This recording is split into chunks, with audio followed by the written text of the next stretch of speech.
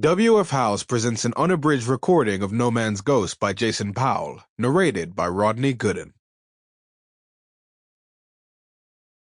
Chapter 1.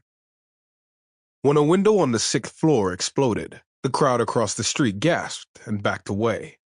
A fire truck in front of the building had a ladder extended to the roof, and the man climbing it paused at the sound of the blast, before continuing up quickly. On the ground, residents of the building rushed out to the entrance in pajamas and robes or shorts and t-shirts, some wrapped in bedsheets.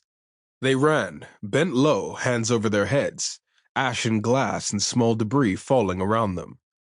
Police tape stretched from a lamppost on the corner to a green sanitation garbage pail dragged to the middle of the street, and cops waved the residents behind it to join a crowd of passerby who'd stopped to watch.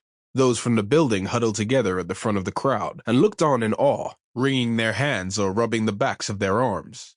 From where they stood, every visible window on the top floor was in flames. The building was only 6 stories high, and the heat from the fire could be felt at street level. More fire trucks arrived. Firefighters poured from them, looked up quickly, then hurried to the building. A long hose made up of smaller ones connected together snaked its way from the side of a fire truck to the street, onto the sidewalk, then disappeared inside. More residents ran out, dodging the firefighters and hopping the hose to join their neighbors across the street. On the top floor, black smoke began to seep from behind the fire in one of the windows.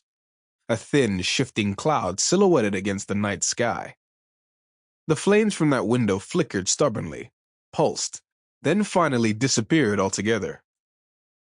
Water splashed out in spurts, raining down on the street below, and the crowd cheered. The smoke from a second window turned black, and the fire in that window went out too. A firefighter appeared in the first window, using a tool to knock shards of glass and charred wood away. The people on the street applauded at the sight of him, and the cheers grew louder.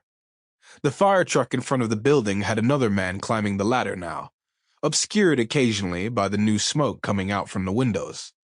Those in the crowd with children crouched to the kid's height and pointed him out.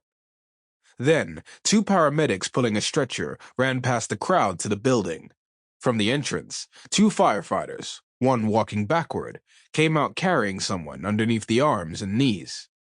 Either by chance or discretion, it was difficult to see the person being carried, but the firefighters weren't struggling, which gave some in the crowd the impression that whoever it was didn't weigh much. Someone small. The 2 paramedics paired up with the 2. Sample complete. Ready to continue?